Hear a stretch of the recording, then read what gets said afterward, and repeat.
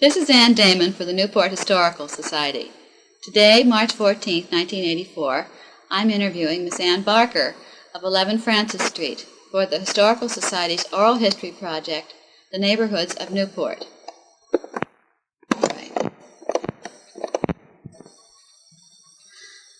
Today, let's start off by talking about you and your life here in Newport.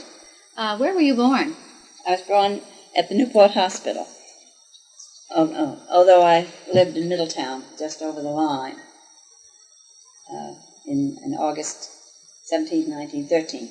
And, where did you live in Middletown? We lived on what's called the Boulevard, which is a continuation of Bristmine Road, and the Newport-Middletown line crosses Bristmine Road at an angle, so we were just behind it.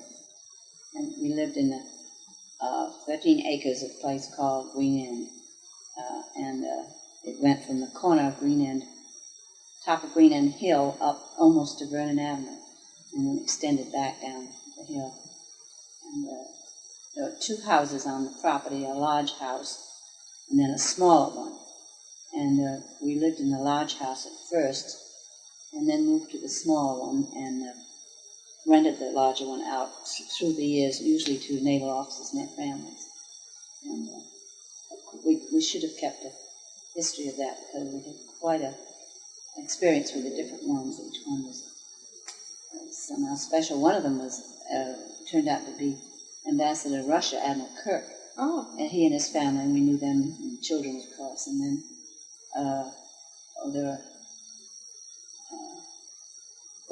that was a little later, earlier than that. During the First War, we had,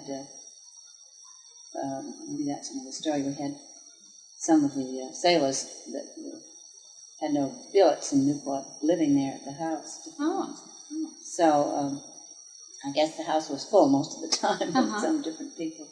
It was a pretty, what was the neighborhood like then in that area? Well, it was all across the street was a big vacant field, as long as I can remember, and set way back on it was a large house belonging to Walter Sherman, who was I guess he would have been a nephew an uncle of Bill and, or great uncle of Bill and Ned and Albert Sherman. And then he had a paper mill, which was off to the side, still on the property. And actually, when we knew it, he was very old, and I think his sister may have lived in. It was almost like a haunted house because they didn't keep it up very well. And then after he died, it sort of sat there. And I remember going through the paper mill. It was just piles and piles and stacks of papers. The children would sort of go through them and come over. And the house sat there for a long, long time. Finally burned down in a very exciting blaze one night. So that has all changed now. That's all built up with houses. It's a complete separate unit. There's Shangri-La Lane and all that. Quite different to see it. Hard to believe. Yes. Well, tell me a bit about your family. Who is your father?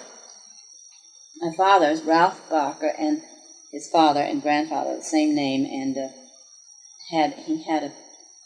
inherited a paint and wallpaper shop on Spring Street, and it was quite a popular shop for a long time. Very, very well.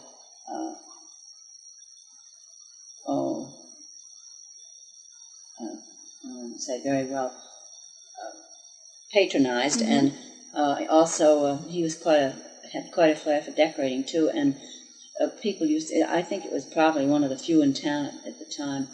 They used to come, I remember, by the hour and sit and look over books of wallpaper, which you're familiar with that. Yes. And then also in the summer, or actually in the spring, early spring, lots of the people down the avenue, either the caretakers or the owners themselves would contact them when they need some touching up in their houses or something like that. And so he had teams of men going down to these mansions and doing mostly inside work. And did he take care of the paper hanging as well as yes, as well as yes, right, selling yes, he had, and then he had one man who was a beautiful artist who did very fine, delicate work too, and sometimes there was need for some of that. So my sister and I, once in a while, used to go with him, and we'd ride in the truck and go down the avenue.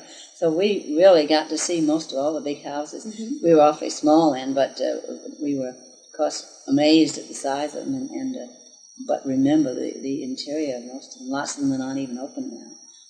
So that was in the heyday of the store, and then, of course, unfortunately, the more stores like that came along and cheaper materials and so forth, it sort of went downhill until finally had to give up the business.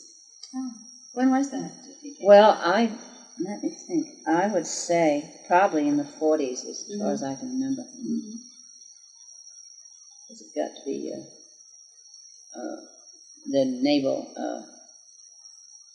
lots of Navy people were here then, and they would come to the store and ask for Navy discounts, or say, I can get that cheaper at the PX or something, things like that. But he couldn't keep up with things like camel's hair brush, where, fairly expensive things, and they wouldn't want to pay the full amount. I remember him remarking on that over and over. So I imagine it might have been true of several other it businesses. probably was, yes, notable ones. Mm-hmm.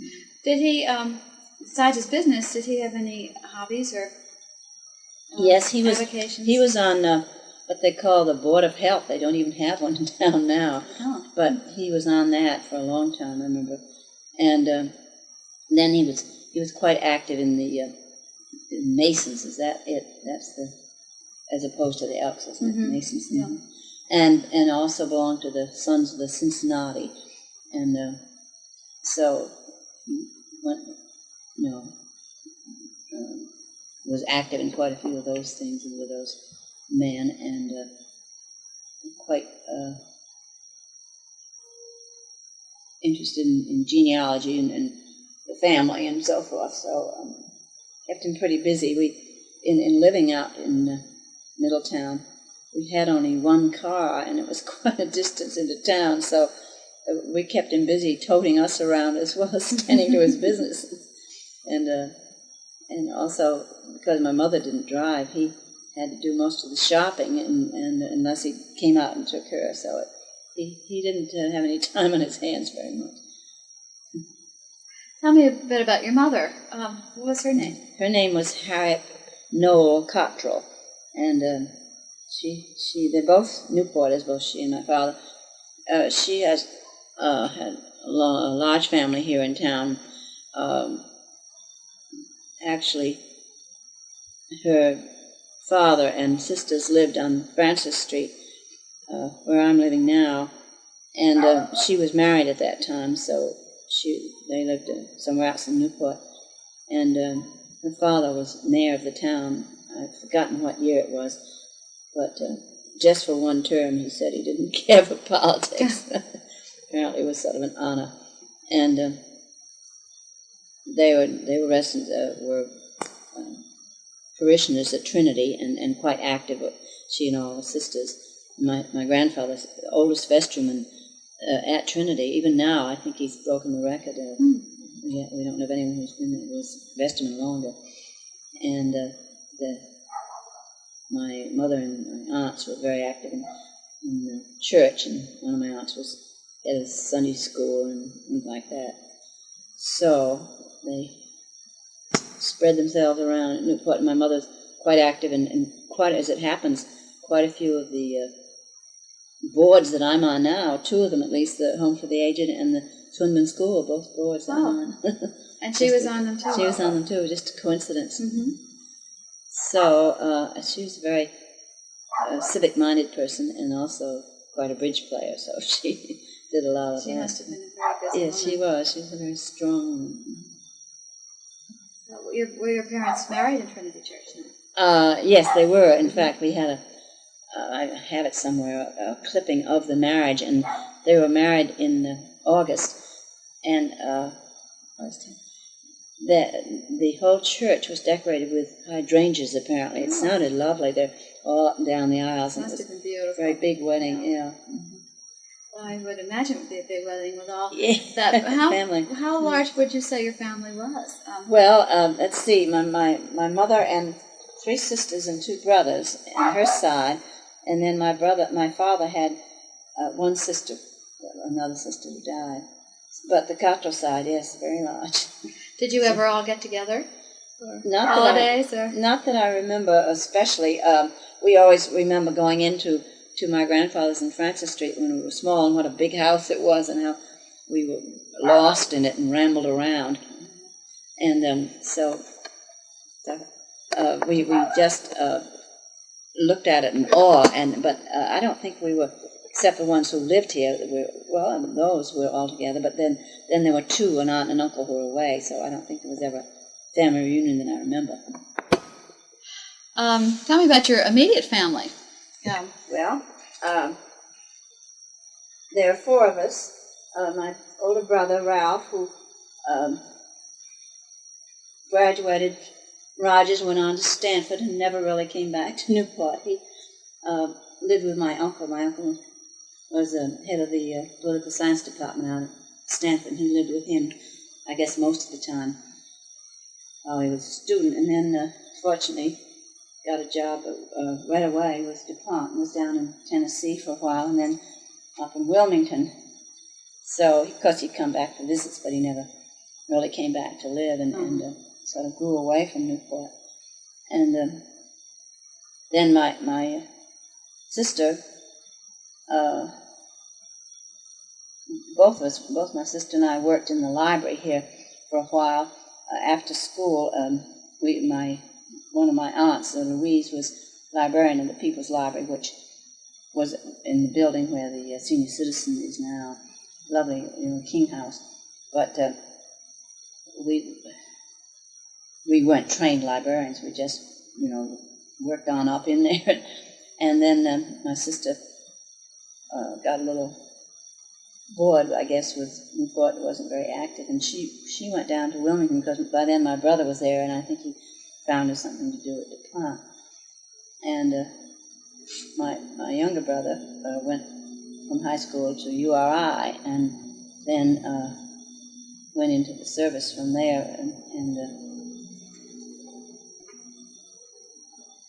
was in service till the war was over, and he was picked up by General Johnson, who was head of Johnson & Johnson, the baby products, not he himself, but his company was looking for young men, and he'd been in the Quartermaster Corps, which was somehow supplies and so forth that tied in with that, and I guess they were in New Jersey and went to that sort of business, and so he fortunately was able to get a job with them and stayed with them until he retired.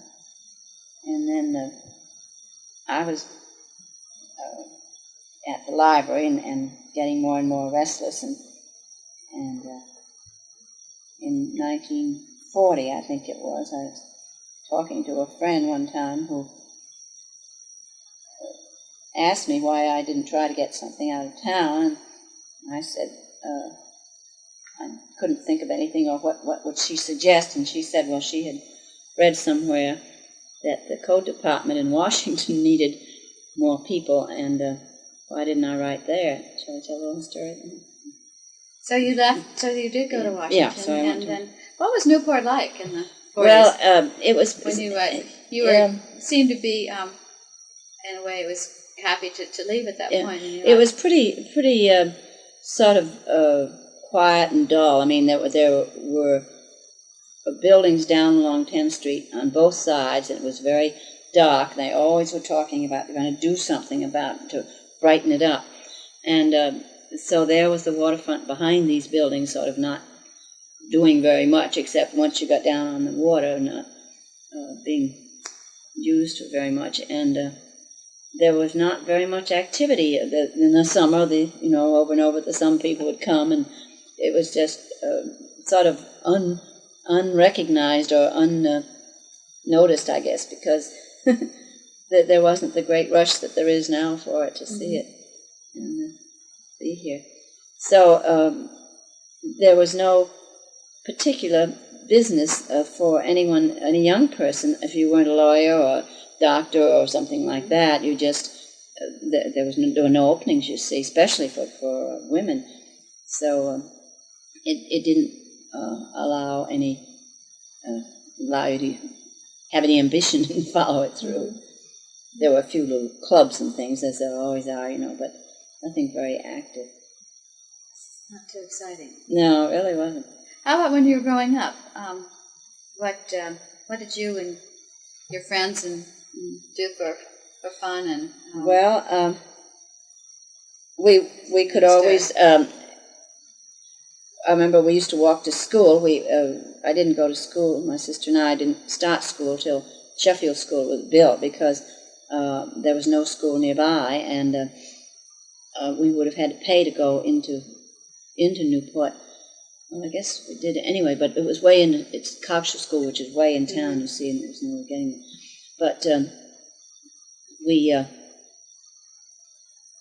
started Sheffield, and my sister in the third, and I was in the fourth grade, and we lived about, I would say, a quarter of a mile at least from the school, and for some reason the winters were much more severe than they are now, and I can remember walking in drifts up to my knees getting to school. It was so heavy, and we used to have to shovel out the driveway before any cars could get out, so there was a lot of winter, and then we did do a lot of skating in the pond, which was right nearby, and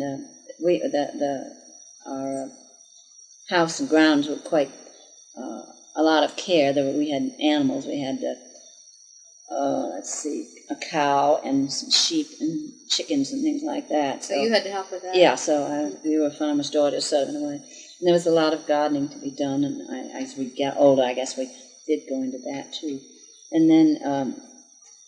When we went to high school, we did walk to high school too, which was well over a mile most of the time, and we got a little bit to know more people that way, and we had neighborhood kids around when we were growing up. Were most of your friends right in the neighborhood when you were growing up? Yeah, we were growing up, yes, yeah.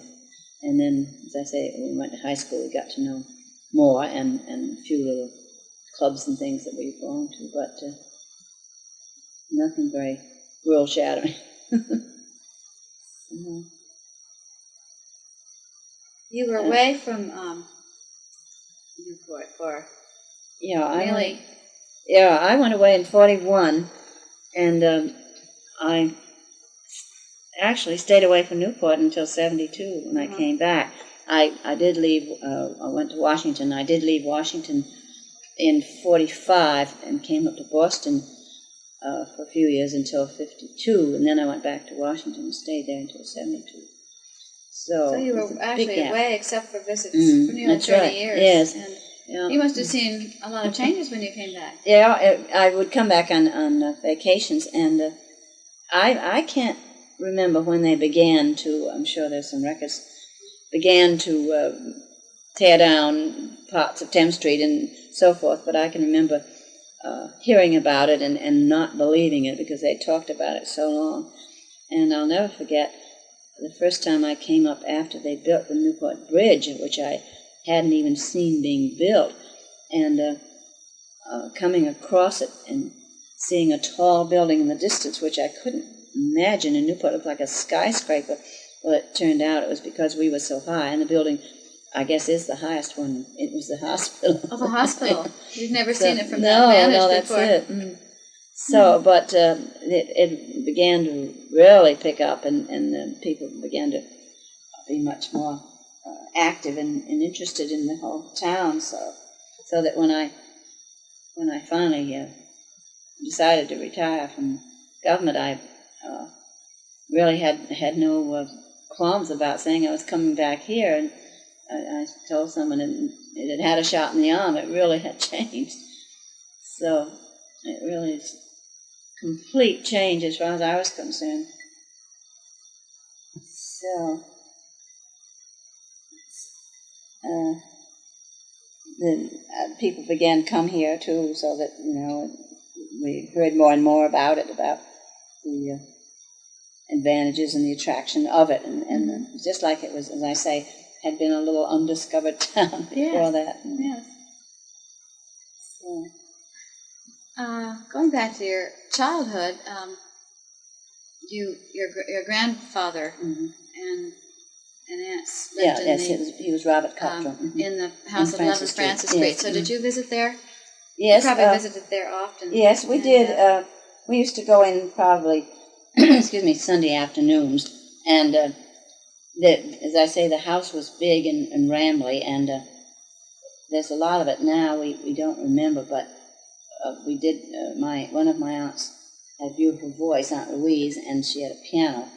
It was one of those player pianos where you put a roll in, yes. And I can remember we used to love to do that because we didn't have one, and we could just about sit at the stool and hang on to this ridge and pump that thing. And my grandfather was in the next room, and it bothered him. We used to have to close the door so he wouldn't hear it. And we were always quite in awe of him. He had been in his family. I guess we've heard through the genealogies and so forth. They were in shipbuilding business at one time, and then in the furniture business, and then after that was a big store where the post office is now, the downtown, the main post office. And then I guess they sold that, or for some reason that closed. And then he and a cousin of his went into an undertaking business, and his office was up opposite the Viking in a little sort of a bay window effect, just a very small office. And I remember he used to sit in the window, and he was quite crippled with arthritis and used crutches. We called it rheumatism in those days. And he was quite, having been in public eye and all, quite well known, and people used to drop in and see him all the time, and we'd wave as we'd go by. He always reminded me of, he looked something like Stalin, only with a much kinder face. He had a white mustache, a very flowing white mustache. And rather imposing. Yes, right, and rosy cheeks, too. And so we would, as I said, we were quite in awe of him when we would go in to see him on Sundays. But my aunts always had some kind of tea or something, and there was a big kitchen. We used to try to help her fix that, and we never could really fathom the whole house. It was just so big. We remember spots about it, I mean, we were very young. And of course, as we got older, I guess we just probably didn't go so much because we were busier with other things. But that was the house for a long time. Yeah, family house. What was the? Can you remember when you were young, a little girl? What the neighborhood was like? Around here, around 11 Francis Street. No, I really don't remember. Most of the houses around there are about the same age, you see. So I imagine they were about there. The same size. Yeah. Mm-hmm. So I imagine the just different people, in them at different times. Mm-hmm. Because they're all the Victorian style. It just happens in that area. They were what were called summer cottages of the, as opposed to the wealthy people in the Avenue. The K Street area was known as the sort of intellectuals, people from Boston and all who'd come down for the summer, you see. So someone who, I guess there were 2 or 3 families who owned it before my aunts, they would have it, and I guess it was originally not built for a winter, without a furnace, probably, like some of the others. So it had to be winterized. So it's gone through a lot of changes. Yes. Well, I'm sure that whole neighborhood has, yes, too. I think so. Probably has. There's been some new building. Yes, some. Yes, up the street a bit. But now up at the top of the street, for instance, I don't remember. There must. Oh, I know. Behind us, there was a big estate called the Coogan Estate, and it took up almost. Well, it wouldn't take the whole block because we were on the block, but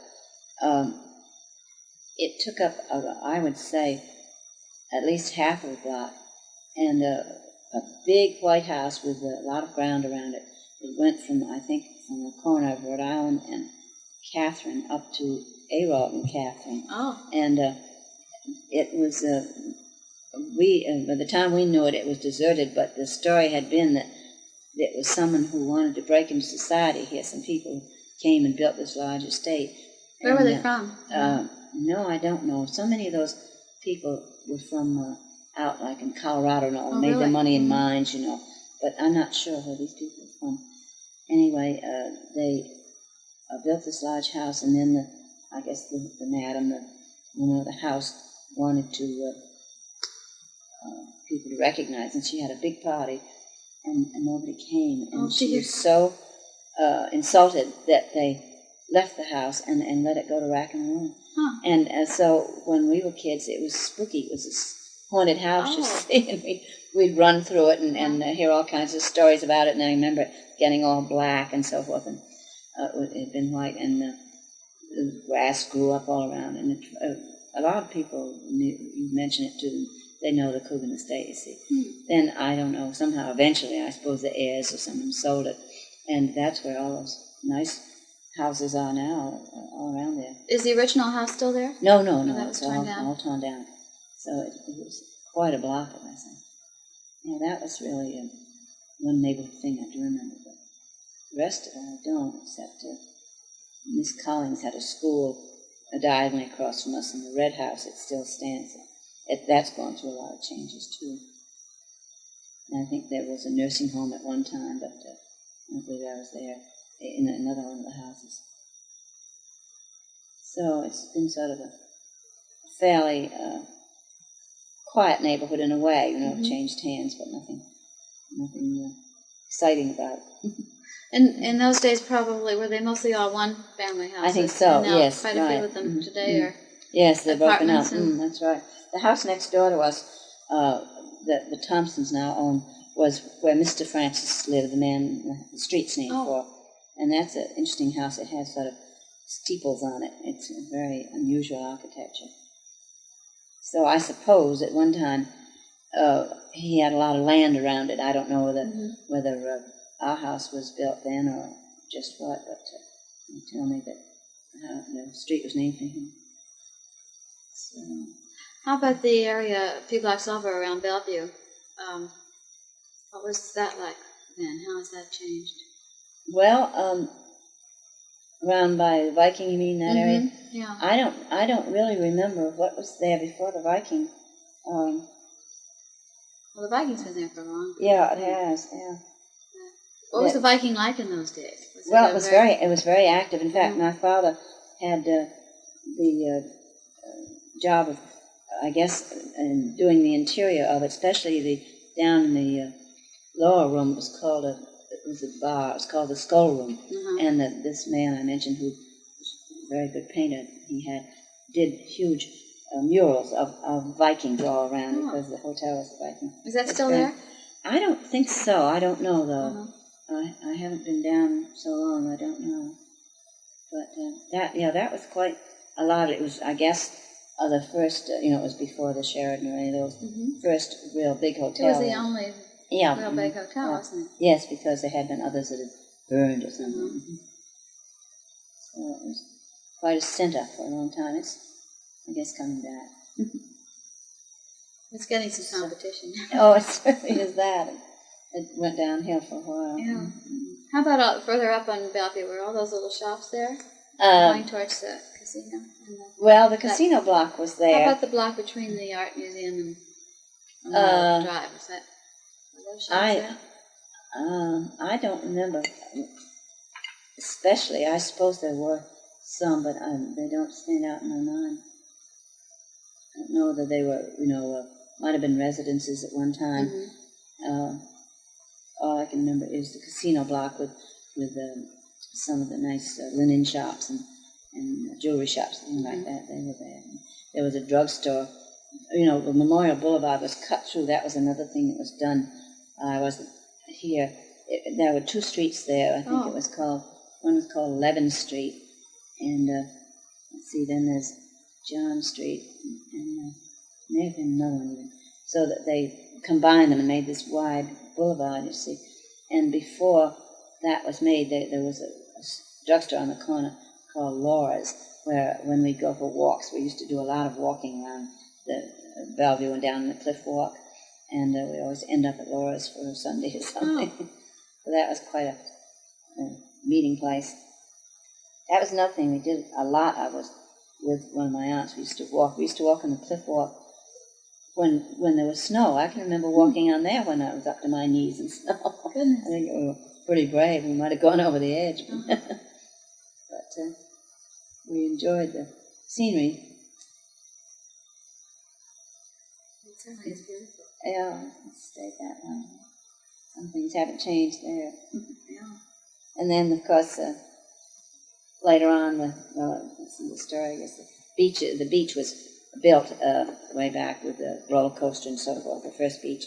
And they had a lot of concessions and so forth, and boardwalk, and it would run down, and then something would happen, and then, of course, the final thing was the hurricane, which really wiped it out. And that's another story. Oh, we could talk about.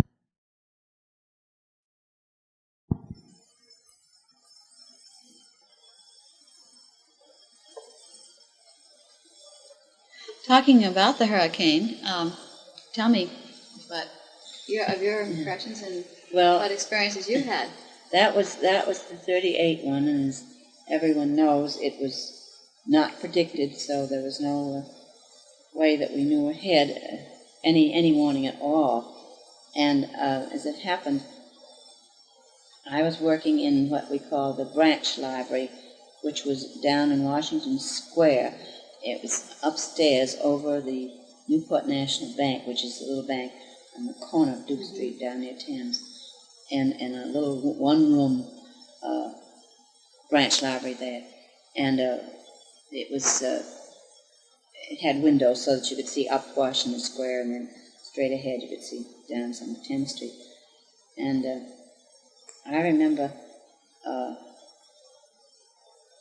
that it was getting quite windy, and people were mentioning that. And I remember one fellow coming in, and he said, if you go out, you better tie a handkerchief around your face because the glass is blowing. And I thought, well, that's rather unusual.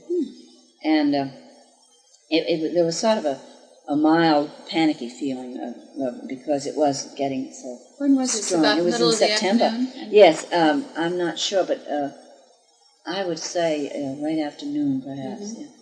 And I remember my mother called up and said, you better plan to come home because it's getting pretty bad or something. And I just couldn't believe it, that it was that bad. And so I looked up Washington Square at the clock on the courthouse to see what time it was. And I remember saying to someone who was in there, what's that sailboat doing behind the courthouse?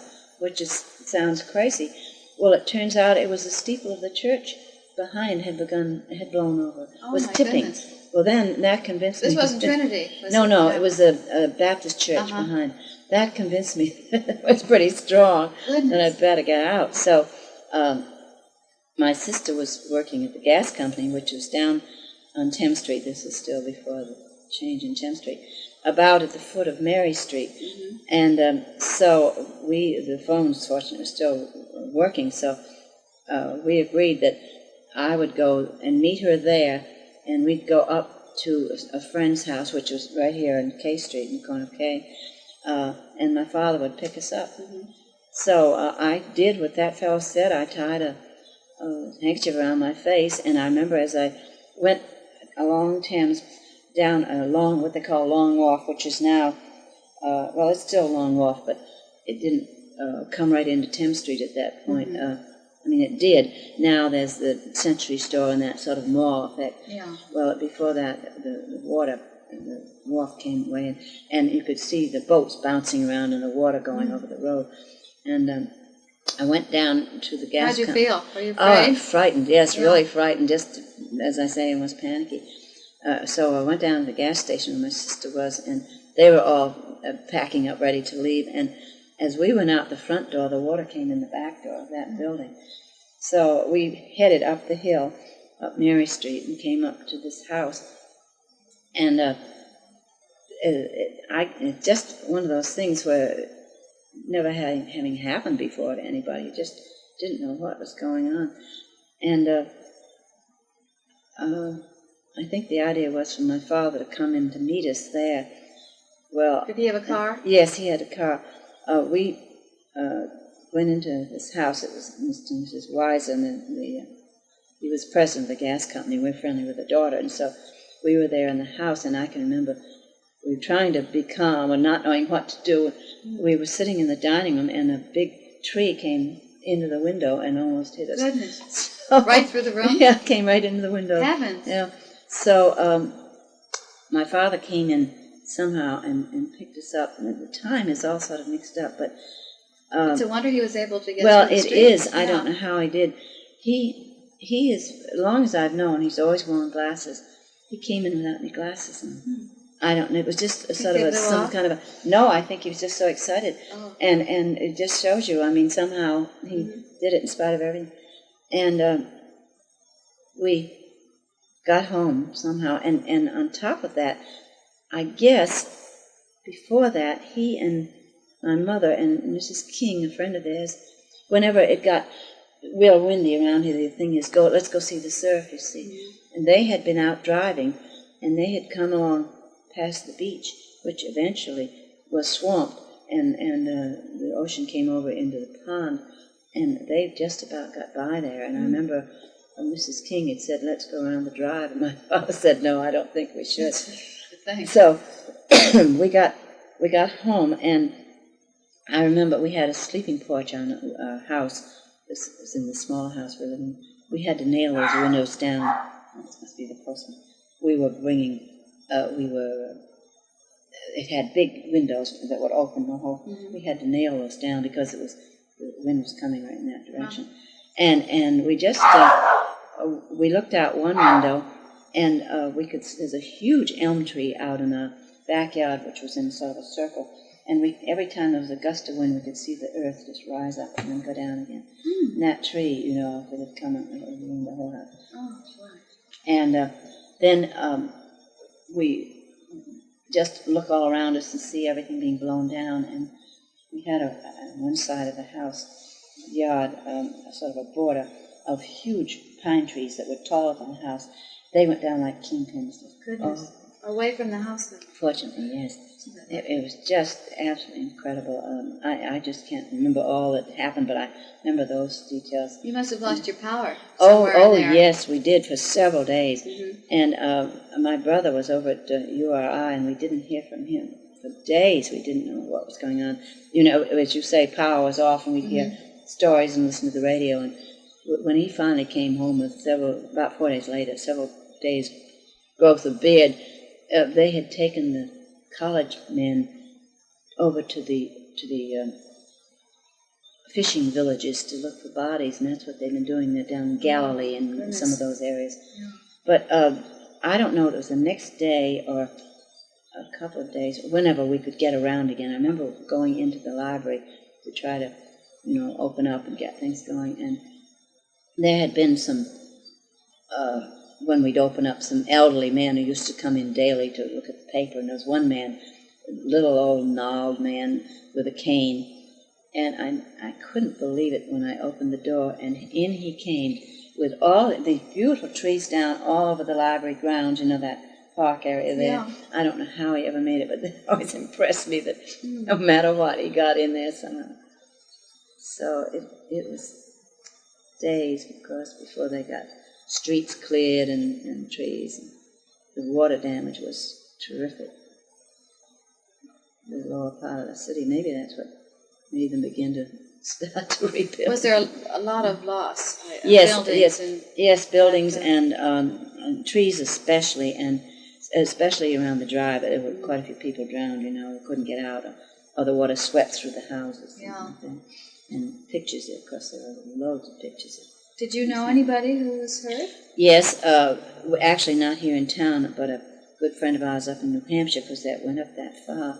We heard she and the mother there again, they went to see the brook that was rising up, which was just a quiet little brook, and she was standing on the bridge, and it took her away with the bridge. Oh. That was awful. Mother standing right there to see it.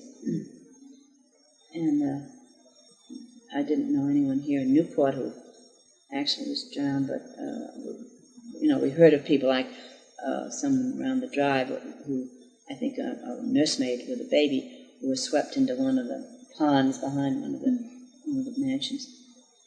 It was absolutely incredible. And how long before Or that things probably never did get back. I don't believe. No. For instance, the trees. I mean, they were irreplaceable, and so it were many bad spots all over town. And as I say, the beach was completely demolished. That just wiped away. There were other hurricanes after that. I think 54. There was one. Caroline. Yes, and then some other. I wasn't here for those, so they weren't as bad, but I'm sure they were bad, and I heard about them. And they probably had warning. Yes, I think at least that, and they could know enough to batten down the hatches because some of these, I know they've said that people who hadn't been through it couldn't believe the strength of the storm. There must have been a lot of ships. Yes, there were. Yes, as I say, the harbor there at Long Wharf was smaller ones. There weren't as many as now come here in the yachts and that sort of thing. But whatever was there was washed up, and I guess most of them ruined, even out into the ocean. Must have been disastrous for the fishing industry too. Yes, I would think. Crippling, I'm sure. And so much reconstruction that couldn't be, as you say, they couldn't bring everything back that happened. But some withstood it, some amazingly buildings did, and I guess there was water damage in most of the basements anywhere along the water. So, how about 11 Francis Street? How did that get through? Well, I don't remember a thing about that. I see there again, it's spotty. Apparently all right. They had still have two huge horse chestnut trees out in front that must have been there through that, and they still stand. So I just don't remember a thing. They really were, more in the center of town. We were quite exposed out in the middle town because the wind was coming that way right from the ocean, so we got it full blast. And I guess an awful lot of saltwater damage, too, to a lot of things. But everybody has a story about it. Well, I should think they would. Something like that. Frightening. This is Ann Damon for the Newport Historical Society. Today, March 22nd, 1984, I'm having the second of two interviews with Miss Ann Barker of 11 Francis Street for the Newport Historical Society's Oral History Project, Neighborhoods of Newport. Okay. And the Navy has always played an important part in Newport's history. Do you have any personal experiences with the Navy here? Well, of course, when we were growing up, it was full force here. It was in the 20s and 30s, and there was always lots of ships in and out, plus the fact that there were the families living here mingled, most of them mingled with the natives, although they always were able to entertain themselves just among themselves if they wanted to. But one thing that particularly impressed us, especially the girls, was the fact that as the families came here and there were girls, they'd always snap up all the eligible boys from high school age and left the Newport girls without any beaux because they were all quite interesting, having lived all over the world and so forth, and lots of them were very attractive, and so there was rather a sore subject with the Newport girls. But we did meet quite a few of them in spite of that, and they were awfully nice families that would sort of rotate, and they'd be back in a few years, and the Royal College was very active. So we did know quite a lot of them and see them now. Lots of them have come back here to retire. So it was. But some come for a stay and then come back again at another time. So you could build up. They'd be stationed at the Royal College and maybe several years later come back again. So that we really would recognize a lot of them, and as I say, know some of the families, and then they'd be grown up and come back too. And we know several now who retired back here because this being a Navy town, it's a good with the commissary and the facilities. A lot of people like to retire near one of those, so there are quite a few of them here now that we've known through the years. Mm-hmm. There are some more. I mentioned some of those who lived at the big house. We called our big house out in Green Inn. Several admirals. I mentioned Admiral Kirk, and there are a few others. This is a little off the Navy subject, but in that house where they did live, we had Chip Bowen, who was also ambassador to Russia. His mother lived there at one time, and he used to visit there. And then there was a fellow named Schuyler Parsons, who was quite a character. He would come in the summer. He was very well known in the summer colony, and a very interesting character. He had a Van Dyke beard and used to wear a monocle. And he was an interior decorator. He worked, I think, I'm not sure whether he had a place of his own or worked with Vernon. He's very clever at interior decorating. And he would bring furnishings from his store to the house, to our house that he was renting, and set up a room, and then invite people in to see it, and in that way sell some of his furnishings and so forth. And also, he used to have all kinds of well-known characters visit him. He seemed to know everybody. And there's one actress, I can't think of her name. Anyway, she was like Ethel Barrymore. She'd been for years and years and years, and you never knew. Someone asked him how old she was, and he said 10 years older than God.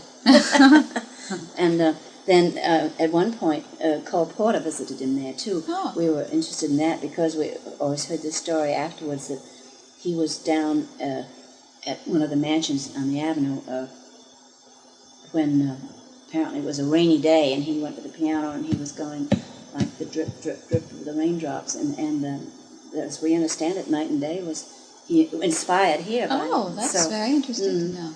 And then also... Now, was this man involved with the Navy? No, he wasn't. That's what I said. That was a little aside from that. What was he doing in Newport? Well, he used to come in the summer. I and see. It was the same house that we rented to several Navy people How to did see. he, where was his home base? I think it was in Charleston. Oh. He's the one who, incidentally, where we met Frank Voisey, he came first with him. I see. From Boston. And so he, as I say, he was a real character, and was well known all around town, and especially in the summer colony. Yeah, now tell me his name again. Schuyler Parsons. He wrote a book. I can't think of the name of it, but probably autobiographical. And I've seen that. It's interesting. Another person in that house too. I think her husband was Navy.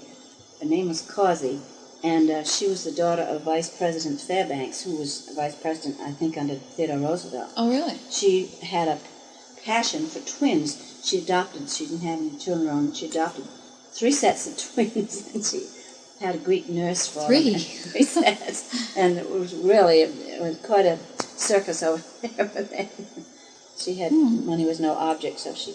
And also at that house, that's where St. Michael's School was started. Oh. A couple named Beasley were there and had, I suppose, just a few people then, boys, but started there. So that's off the Navy subject, but as I I'm say, interested in that house.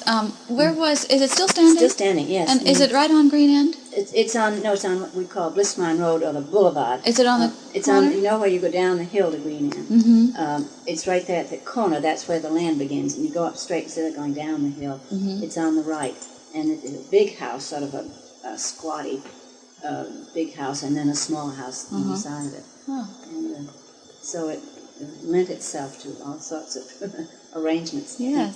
Finally, I think it was made at one time into maybe 2 families, and now I think just 1 family lives there. But it is a fascinating house. Now, but did Mrs. Causey come often? She was there, as I say. I think her husband was a Navy officer, and so they were there probably for his term at the War College. That's the way they would come, you see, usually for a couple of years. Yeah. And So, and I remember she had monkeys too. She loved monkeys. Oh. And she had them out on the Three back sets of porch. twins and monkeys. And one time one of the monkeys got loose, and we had the whole neighborhood looking for it. Goodness. So there was always something going on. Can't remember. As I say, Constance Collier was the name of the actress that he said was 10 years older than Gandhi. I don't know if you ever heard of her. Yeah. She was really a character. But we wish we'd kept more of a diary about that house. Somewhere there is a book that I think my mother wrote.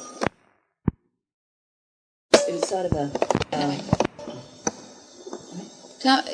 book that your mother wrote? No, it was really a sort of a guest book that she kept in with comments, and it was kind of interesting because she was sort of the landlady and knew a little bit more about it, and it would be a good thing to remind us of some other people that I can't think of now. Do you still have that book? That's it. I think. Well, probably in your packing somewhere case in our pack. somewhere. Come across it sometime. So, but we have been in and out of the Navy, of course, all the time, and do enjoy the people. And as I say, that little bit about the girls we always kidded my brother about that because he seldom had time for the Newport girls. So it's always a pretty new face. Yeah. Now, you were away when the Navy pulled out. Yes. And, well, now, let's see. When did it pull out? Wasn't it in the 70s, though? it was in the 70s. So Yes, no, back. I was back, because I came back in 72. Nixon's administration. That's right. Yes, that's right. I had just come back, because I retired in 72, and that was it. That was a black day. It was really how did you feel about discouraging.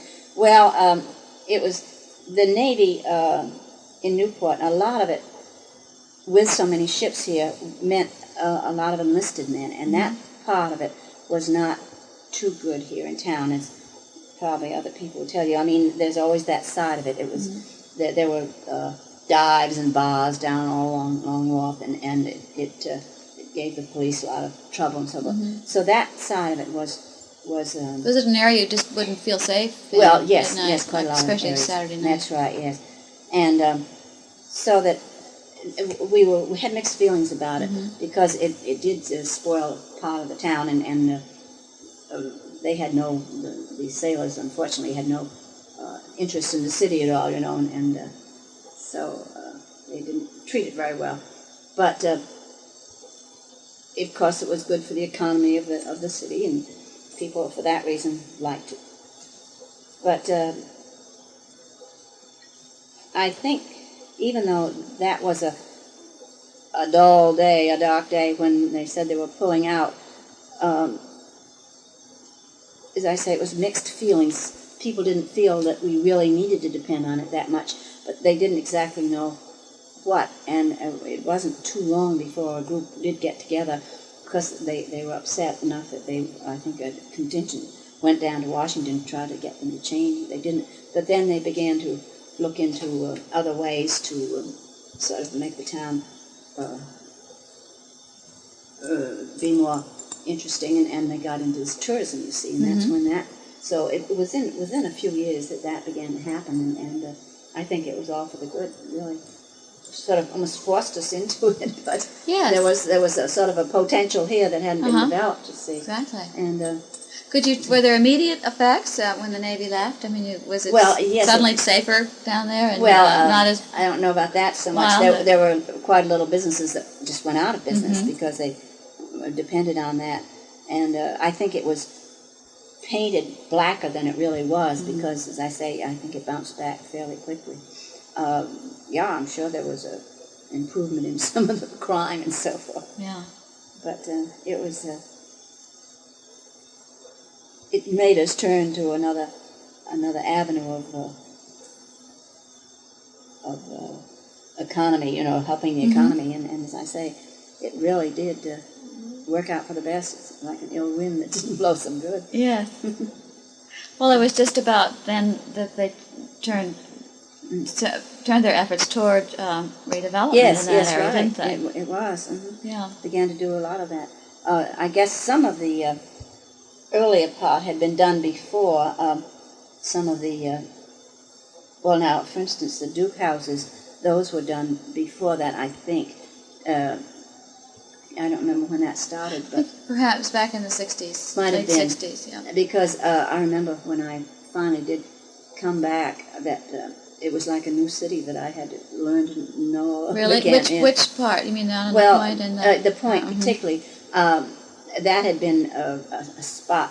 The city was sort of divided into like the Fifth Ward and the Point and these different areas, you know, and lots of people who didn't live in those areas didn't know them very well, but when they began to do the Point, there were so many Duke houses that we heard about, and I just take every tour that they had to catch up and learn about them, because I had never been in the houses. And it was wonderful to see what they were doing. So tell me about the tours they offered. Well, yes, they had tours. I suppose they're in the summer, and they'd have a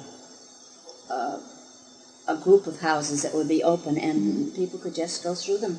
And would they be for rent then, or would they already be occupied? no, they're already occupied. And it was interesting to see how people had decorated. There were certain restrictions that the Duke's Foundation put on it, but within that, it was interesting to see how they had decorated them, and most of them were very nicely done. And we knew quite a few people who had moved into them. They were all rented. I think they still are. I mean, you couldn't buy the house. Yes, rented. I believe so. And then, of course, the mansions were beginning to come along, then too, being restored, and there again I had to go see those all over again. So as I say, it was like coming into a new city. Have you ever met Doris Duke? No, I haven't met her, but I've seen her. I saw her,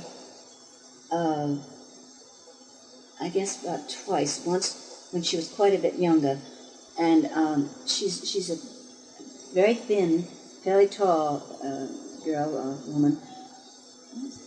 Not I'm afraid, not very attractive.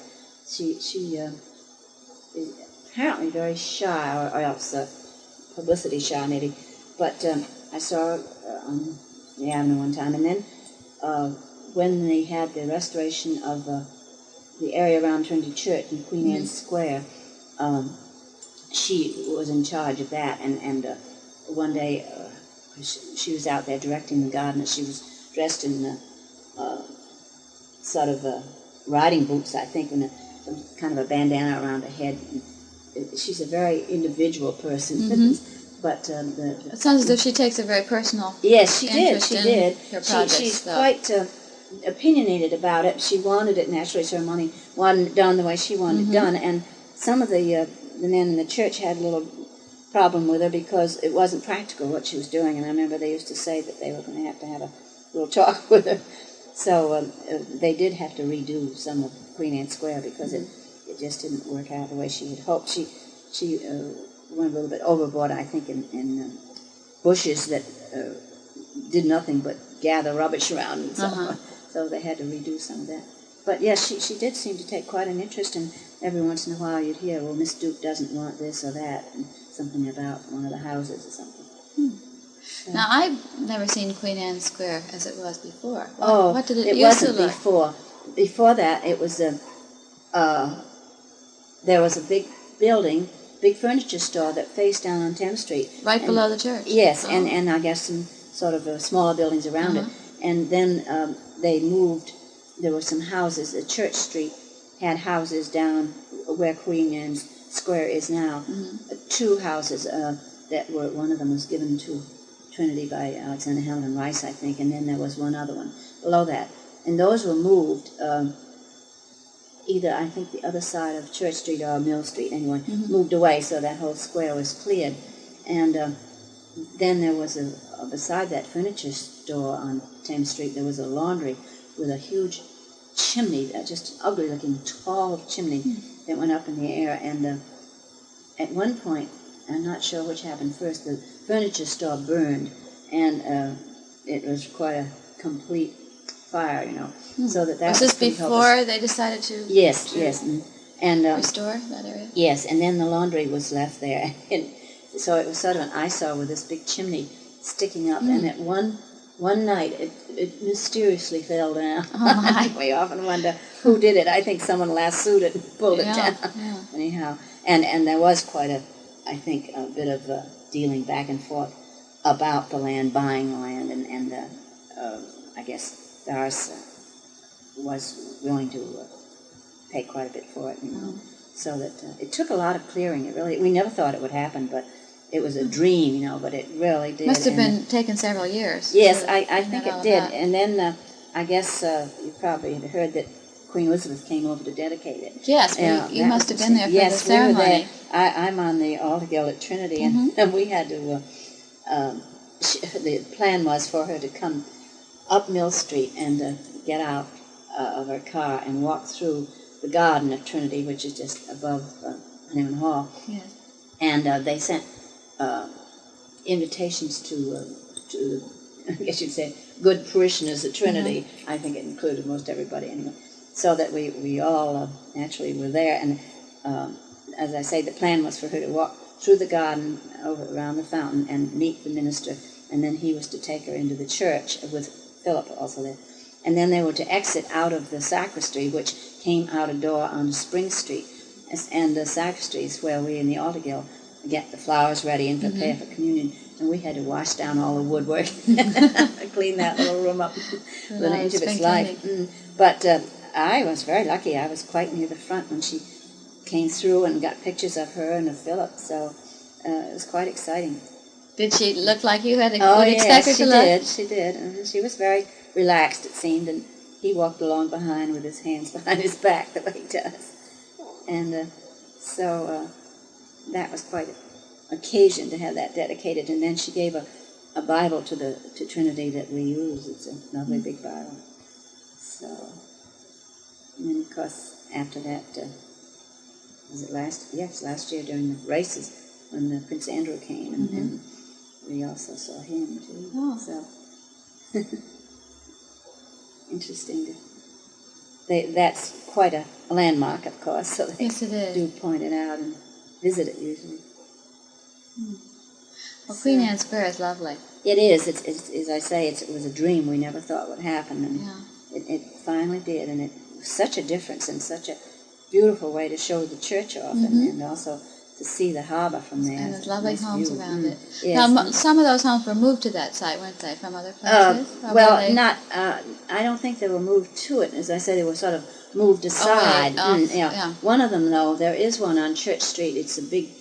I'm not sure that it's still red. I think it might be. It's called the Cotton House. That was down on a little court off, where the Mary Street parking area is. If you go in from Church Street, it was off there on about where just behind that stationery store, and it's supposed to be one of the oldest houses in town. And I was amazed that they could move it, but they did move it and put it along Church Street too. So they, as you say, they lined up these houses on each side. Get in the thing, you big baby. What about below there on the Brick Market? Well, that was an area that way back when Thames Street, and then behind it was, I guess, the wharves and the water, and some big stores. That for the longest time something was to be done, and it was just a dream and never seemed to happen. But I guess as I began to come back on vacation or something, they finally decided to work on it, and they, I guess, just tore down most of those stores that were there. And I think over the years too that some of them didn't do too well and probably went out of business. And then this huge plan of someone to put the Brick Market in there, and because they had a lot of opposition in the city, there's always a division, the purists and so forth. But it finally evolved, and I think it's quite a nice arrangement. I think the America's Cup, the way they put that in, and the way they handled 10th Street is kind of a nightmare, but I don't know how it could have been handled otherwise. I mean, everybody has their own ideas about that. But it seems to have been very successful. I think most of the stores are doing pretty well, and all the apartments, I think, are taken. So it's made its mark. And definitely an improvement. Yes, I should say so. Over what was there. I think the only store on the water side that survived is the Century Store, Lee's Century Store. I'm not too sure. There was a Woolworths. Well, that's not there now, is it? I can't remember any that are still open, except that one. So apparently that's they're all all in going down. addition going towards the water from Lee's. That whole block. Oh, in addition, you say? To the original store. No, the original store was actually on 10th Street. Oh, I see. And they moved it over to the Long Walk Mall, I see.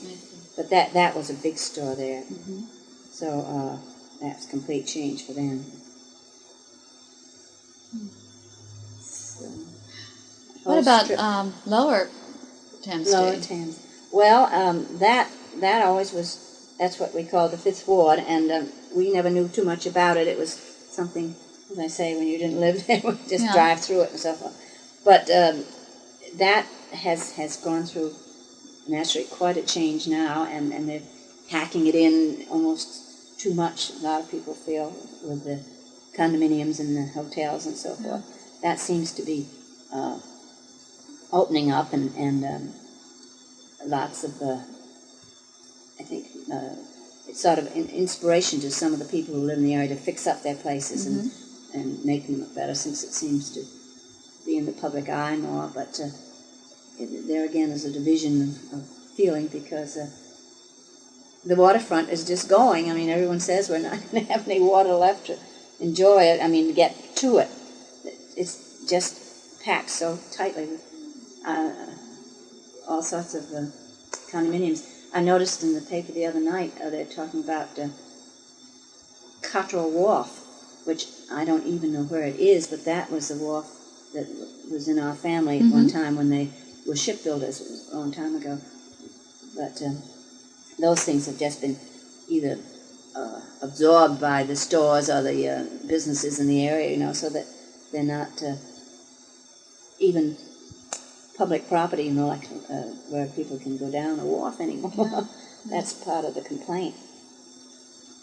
So, how do you feel about these inns and condominiums? Do you think that they're have been overdone? I'm afraid I think some of them have. I think it's gotten so that these entrepreneurs just come in and want, quick money, and not too interested in the neighborhood and the city. And I'm afraid they seem to win. They seem to have enough power to overcome all of the objections, and then, unfortunately, when it gets to some sort of a crisis where they have to put it to a judge, the judge usually is someone from Providence, and the Providence people are not too fond of Newporters. They're not sort of pro-Newport, and we usually lose out. So it seems to be that they're allowed, and they're more and more going around the drive, too. I think they've got to put and they are trying to put some sort of a restriction on some of that. There's so much land around there, and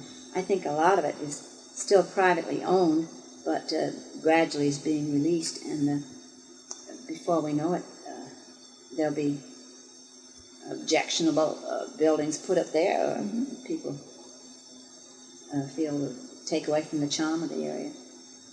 So, well, how the zoning at one time must have been fairly lax. I think so. I think it was. Do you think they've tightened that up? Well, I think they either have or are trying to. It's almost doing it after the horse is out of the barn. Unfortunately, it's all come so fast that I think it's come too fast for some of the city fathers, and they sort of do it after the fact, and lose out in other respects that way.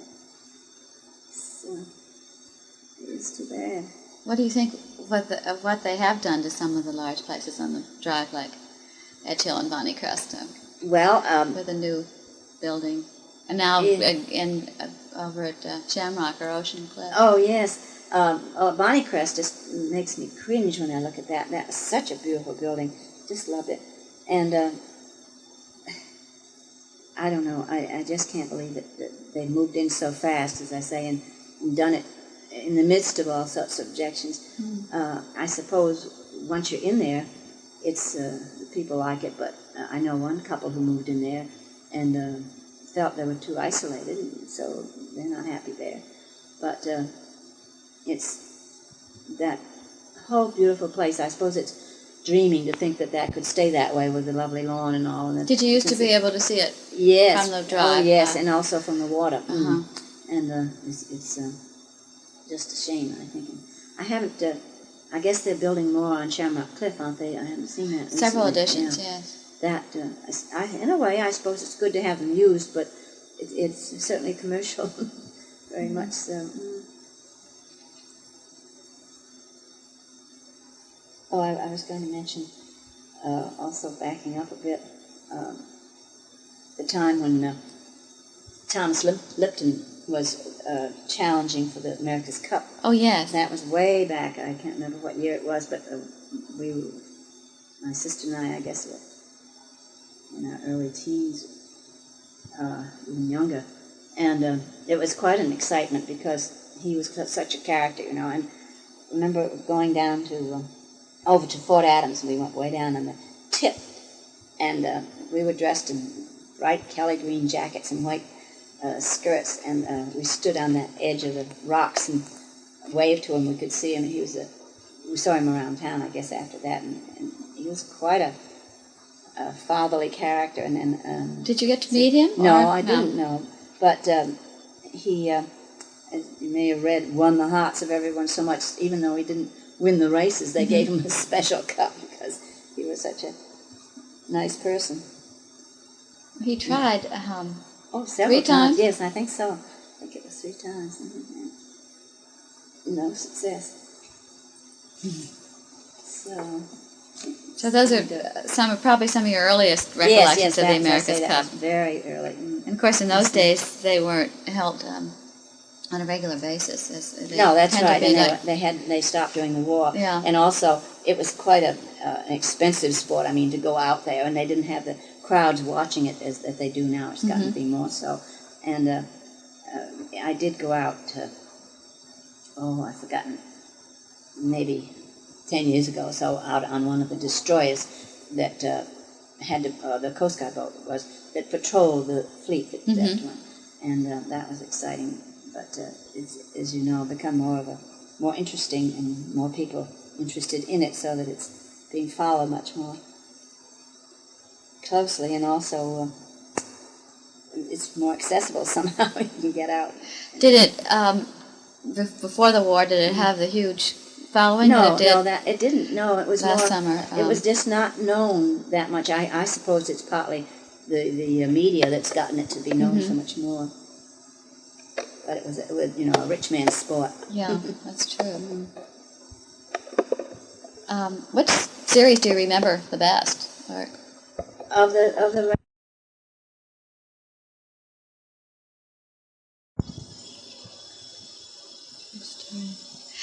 we'll start that over again. Which series do you remember the best? I think probably when Vanderbilt was racing, because he was a local figure, and I think I might have gone out once when he was racing, but he was another colorful character, and really just lived the sport, and even his wife apparently was on board some of the time, and it made it quite a local event, more so with him. But as I say, we didn't follow it as closely as it's being done now because of that, because it was way out in the water there, we couldn't see it, and they didn't have so much television then, so there wasn't the everyday interest in it, but it certainly has gotten so now. Everything. And you weren't aware of the downtown being as congested? No, not at all. Not at all, no. Did, as it grew more popular, did it affect your neighborhood in any way? No, not ours. I think the main difference was the harbor, the yachts coming into the harbor. But other than that, didn't affect us. Just one more thing in town, more and more things coming into town.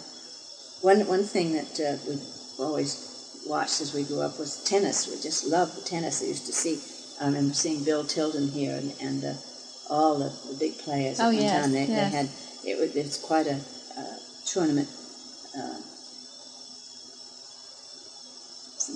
open.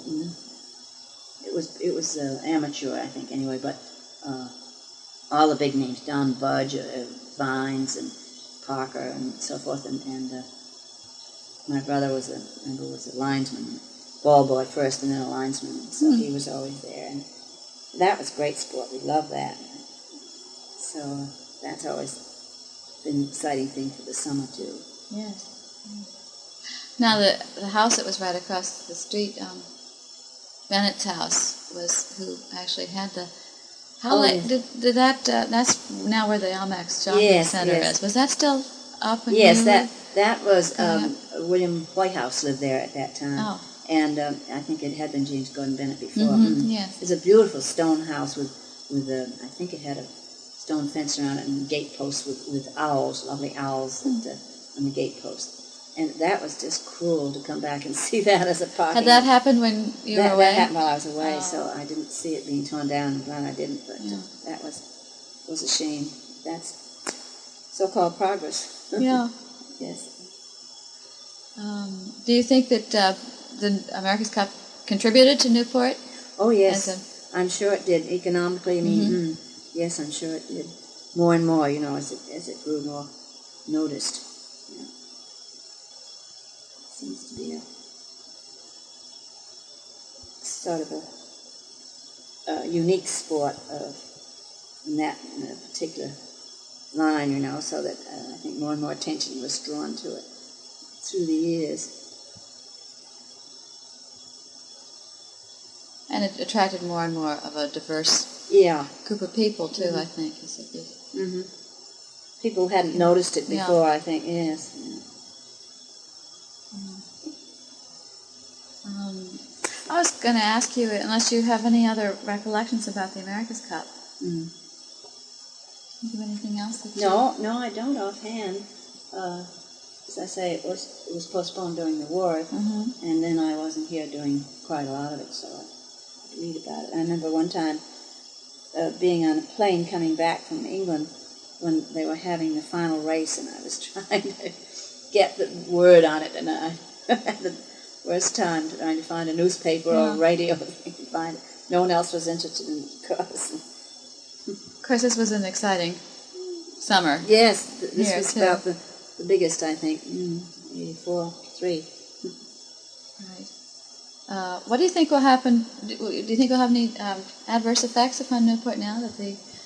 Well, from what I read, I think they're trying all sorts of things to substitute and fill in, and I think that was such a crush, this last one, that I don't know, but I would think for the yachtsmen that it would almost be a relief, to have smaller races and not have this intense business that they had. I don't know. I think it remains to be seen.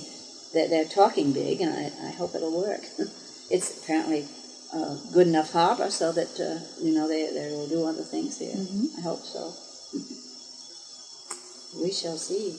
Yeah, you could definitely tell a difference in the America's Cup summer from other regular summers. Yes, and it was strange that usually the year afterwards, when it began to be more and more popular, the year afterwards it would be quite busy too. I think it sort of put it on the map enough that people would say, I'd like to see it for another year. So. Well, perhaps, do you think Newport is getting busier in general? I think it is. Just because people have discovered it. And all the condominiums and all are pointing that up too. Yeah. It's sort of a small city that's grown big in lots of ways. Yes. I don't know whether they can handle it. I hope they can. As I say, the city fathers are having their problems with it. It'll be interesting to see how things go this summer. It will. Yeah. The other day when we talked, you talked about the Newport Bridge and how what a big thing it was to see it suddenly there. And what was it like before the bridge? And, well, the days of the ferry. Yes, we had the Jamestown ferry, and then there was a ferry also from Jamestown over to the mainland, over to Saunderstown. And at one point we had a summer place over in Jamestown, and we used to go over summers when we were very small, always on the ferry, actually. And it was really an experience, an adventure. It was just something to look forward to, for especially the kids riding over, and we always try to get in the front to watch it, in the bow, I guess you'd say, to watch it maneuver in and out of the harbor. And it had to go around one end or the other of Goat Island, which was then called the torpedo station. And it was just excitement always to the children. And it even after we grew up, before the bridge, if we drive up from Washington, having been away, we'd have to rush to get the last ferry, otherwise it meant going up around Providence. Oh my! So it was quite a difference. And when you got did you have to wait for the well, ferry sometimes, often? Yes, sometimes, and once in a while there was a line, and you'd miss it and have to wait for the other. They did have two going, I think, towards the end, and it was sort of romantic, it was different, and it slowed you down and so forth, and had a chance to look at the harbor coming in. It's a great way to see the harbor, and a lot of people tried to keep it even after the bridge was built. They wanted it as just sort of a memento, but I guess it was too expensive to keep. So, and even I understand before the Mount Hope Bridge. In fact, I remember there was a ferry there. Did you know that? No. Yeah, that one was supposed to have been one of the oldest in the country, and that George Washington went across on. Oh, for goodness' sake! When he was here. So I don't remember very well, but I remember hearing about it. Yeah. Those ferries were. Did you get to know some of the people on the ferries? Was there from summer to summer? Did you recognize faces? No, well, I suppose the workmen. That's about all. Yeah. But no, because people would go at different times and so forth. But it was always something quite different, as I say. People remember it. People used to come. Don't you remember that? Yeah. It made us a little bit exclusive. I remember at the time of the hurricane. A friend of mine called one time during it, the day after something, and said, we're isolated, the Mount Hope Bridge is down at that time because the other bridge wasn't up, and the ferries were up on the land that had been blown up. Because it wasn't true, the Mount Hope Bridge didn't go down. But that's the way you realize what an island we're on. Yes. Now, when you were in Jamestown, did you come back and did you go to stay or come back and forth during the summer? No, we would go to stay maybe for a couple of days or something, and not for the whole summer. No, not the whole summer. No, actually, it was more when my father was growing up, and then my aunt and her family would stay there. But it was fun to go over there, and the house was sort of right down near the water, so we had a nice beach there. But those were the days when we first remember the ferry. Institution. Yeah, it is quite unique now. It would be nice if they I think it'd be great. Yeah, because so many people don't, you can't stop on the bridge, and they don't get a view of the city unless you're out in a yacht or something. Yeah. And so it would be lovely to have it. But I guess, as I say, it's too expensive. It'd be fun on rough days, too, going on it with the water splashing up and bouncing around. Well, did you think the bridge was a good thing for the city? Well, I think it had to be, yes, it really did. Overwhelming, but beautiful, too. It is a lovely. beautiful bridge. Yeah, very pretty. So I guess they did a good job. Necessary evil. Can you think of anything more that we haven't covered? Let me see. That you there's one other thing I did think of that might be of interest. When we lived out on the boulevard, you see, it would be northeast of us, sort of down the hill behind us, was a fort called Green Inn Fort, and it was a revolutionary fort that was built because, now there's confusion, there is a monument there with a plaque on it, and I think someone told us that facts are wrong because the British were either at the foot of Honeyman Hill. Do you know where Honeyman Hill is? No. Well, it's across the bridge. You know where the ponds are when you go down Yes. Green and Avenue. You go across the bridge, and right there's a hill that goes up. That's Honeyman Hill. And so the British were at the foot of that hill firing up at this fort. And then someone else said, no, the British were in the fort and the Americans were there. Somehow it was back and forth.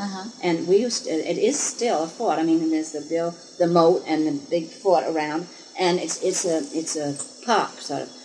But we used to sled down there all the time. It was more fun. The whole neighborhood would get up on the fort and slide down. So it was always a gathering spot for the kids when we were growing up. It's a little bit out of the way. No one notices it anymore. I don't think I know it at all. Well, I have that's to it. drive by. Yeah, you have to go down. It's sort of at the end of Vernon Avenue, and it comes to a dead end, you see, and it's off to the right at the very end.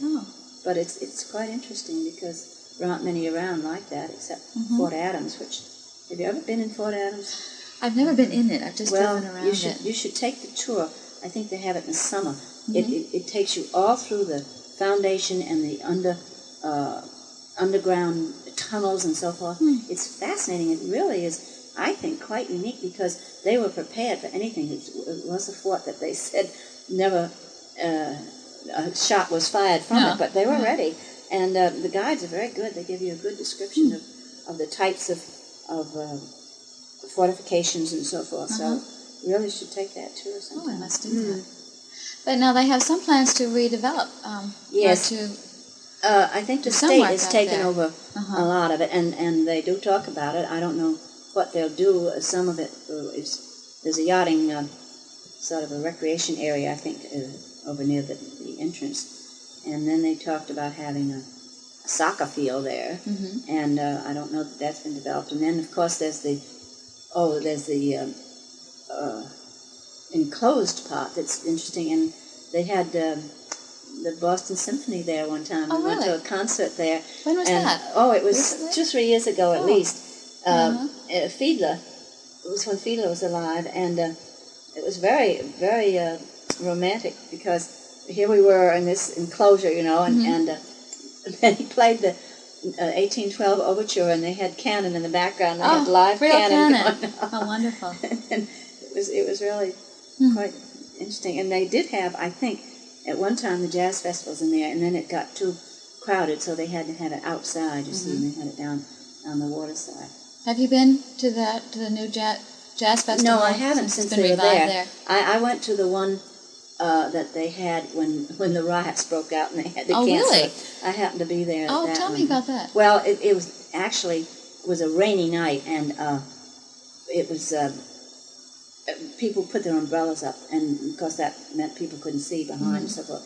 And there was a lot of rowdiness, and it was in an open field where I guess a lot of bad element got in and just where was it then? It was over near Festival Field. I don't know where that is. And they just broke up, and they couldn't. The artists couldn't be heard, and it just got worse and worse, and riots broke out in all directions. So it was just too bad, but it got out of hand. Yeah. So, were you able to get out of there all right? Oh yes, we left early. Were you worried? Yeah, we got out early. Yeah, we could see it coming. But I hadn't been. That just happened to be the only one I'd been to. There had been others earlier. Apparently, there was some smaller riots happened, but as I say, it just got. I'm sure you never wanted to go back. No. After that. Well, I think they've tamed down a lot since they moved to Fort Adams. They have. It's a different. It's gotten much more strict, the regulations and so forth. And I think they've cut out liquor and things like that. That probably will a lot of the problem with have it. some more sedate group. Well, that's a beautiful. Fort Adams is. Oh, I think it's lovely. Such a beautiful It piece is. of property. It's just lovely. The over on the side towards Jamestown, there's a road along there. Have you been along there too? I have seen it from the water, and there's a little cemetery over yes, there there too. is. It's a cemetery, mostly of the workmen who helped to build the fort. Oh. And there were a lot of Irishmen apparently there. And it does have some military people there too, I know. but a lot of them, we've walked through it and read some of the stones, and a lot of You mean they came back to be buried there afterwards? No, they just died while they were working there, apparently. Oh, And I wonder if some there's lived any there. reason for that. Any wonder if it well, was I think it dangerous was. No, I don't know whether they just were there for a long time, Mhm. you know, and maybe they lived here afterwards or something Yeah. like that. But quite a few of them were workers. or Yes, that's preserved. Mhm. Yeah. But that is a lovely road up there. We go over there to watch the yachts come in and some of the cup races too. Uh-huh. You know, and so does a lot of other I'm people. sure, yeah. So it's really a choice spot. I remember over there one time watching the Rose. I don't know if you know that. That was a replica of one of the Revolutionary ships that was in the naval part of the war. Mm-hmm. And this fellow, I guess you could call him Newport, although he's moved from here now, had this rebuilt, or had this replica made, and it was down on the waterfront near the moorings for a long time, and it was open to the public. Oh. And once in a while, it would go off somewhere, either to be repaired or to be on view, I guess. And I just happened to be over on this road in Fort Adams when it was going out, and a nuclear submarine was coming in just to visit. And I wish I'd had a camera. The old and the new. Would have been a wonderful picture. It was fascinating. I suppose if you were out there and just saw that ship alone, you could be back, That's right. 200 years ago. Right. I think that ship was here this summer, wasn't it? I saw Yes, it at the cup there's one races. called the Providence. It might have Maybe been that that. was it. Yes, the Rose is now. I've forgotten whether it's in New London or Bedford or somewhere like that. Mm-hmm. Somewhere that could afford to keep it up, and it couldn't be done here. But the Providence is a replica of another one, and that was here this summer. And we went out on that at one point to see one of the yacht races. That was fun too. Made seaworthy. Yes. I don't think of anything else, I'm sure. Well, I'll we think of may. other things. You may think of other things, and, I'm sure might I think of will. some more questions to ask you, and we could do it in another visit. Yeah, right. I think it's very interesting that of your family, of the 4 children in your family, that 3 of you, Barkers, have come back to Newport. Yes, I think so, and I think it's just we all did it, separately. It wasn't anything that the family was all here or anything, because most of the generation before had gone. But as I said, it had just become a different city, and it's sort of a fun city now, which it wasn't then, and an easy place to live. And of course, geographically, we just love it. It's so special that way. Yes. So that is quite a coincidence. Well, it's interesting how many people I've met who have very strong feelings about Newport, a sense of community and neighborhood and of belonging. And I think that's why they're all so interested in upset on the overbuilding that's going on, because that's not Newport, really. No, it takes it will away from change it. Some of the beauty of it. Very much, yes.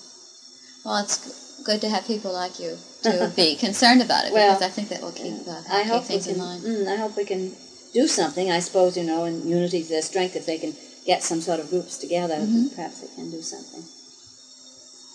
Good. Well, perhaps we'll have a chance to talk again, and if not, I want to thank you very much for the Historical Society. I'm glad to do it, although I very nice of you to don't give your time. I don't feel that I've contributed too much that maybe other people wouldn't also, but you certainly have, individual. and it's so nice to have different people's ideas and points of view.